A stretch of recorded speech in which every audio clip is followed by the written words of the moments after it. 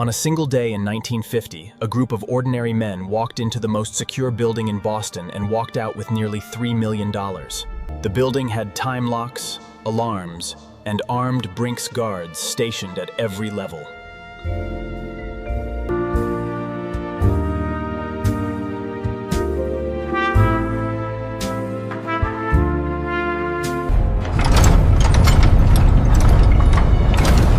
This is how they did it.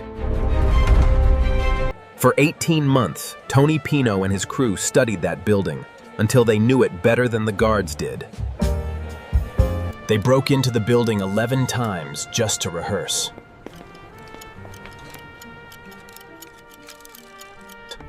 They ordered duplicate Brink's uniforms and made wax impressions of every lock they needed to beat. Every key was cut from a wax impression taken in darkness, by feel alone.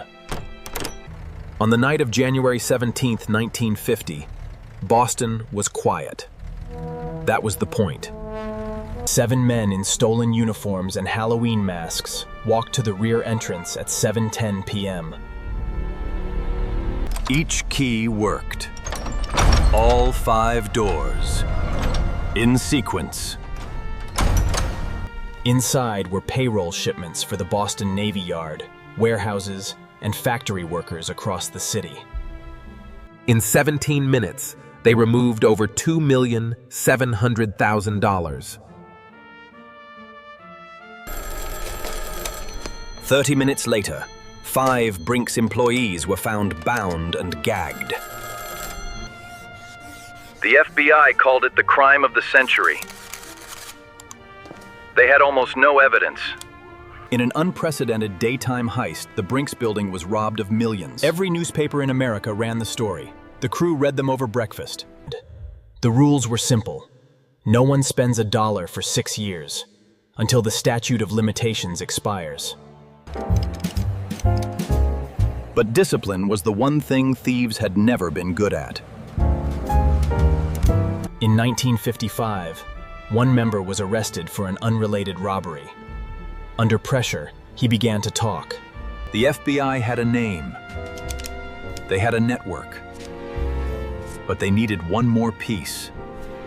Agents followed the ringleader for months. He never moved like a guilty man.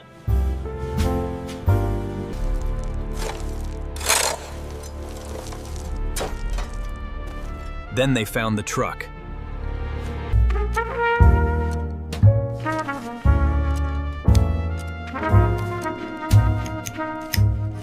On January 12, 1956, 6 days before the statute of limitations expired the FBI moved. The Brink's guards inside the counting room heard nothing.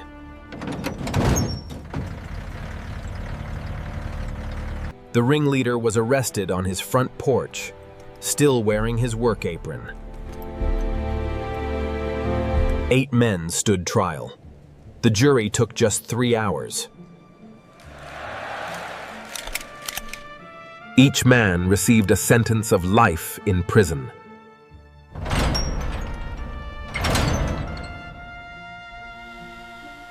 Of the $2,700,000 stolen, only $58,000 was ever recovered.